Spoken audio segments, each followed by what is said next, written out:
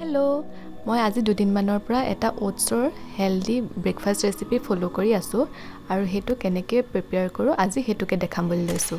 তাৰ কাৰণে আমি প্ৰথমতে অকণমান ওটছ লৈ লৈছোঁ, 2 চামুচ লৈছোঁ আৰু তাৰ লগত লৈ লৈছোঁ তিচি গুড়ি, যিটোক ফ্লেক্সিড বুলি কোৱা হয়।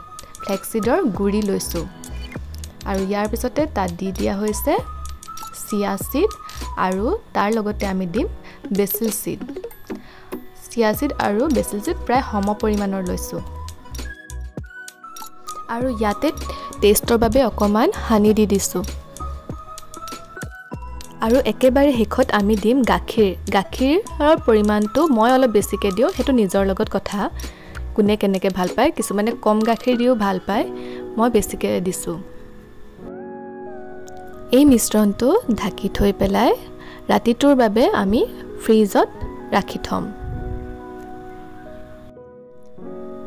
ৰাতিটো ৰখাৰ পিছত এয়া ৰাতিপুৱালে আমাৰ ব্ৰেকফাষ্ট ৰেডি হৈ আছে আৰু টেষ্টটো বহুত ধুনীয়া হয়। এইটো এটা হেলদি ব্ৰেকফাষ্ট হয়, ৱেইট লছৰ কাৰণেও ভাল। Thank U.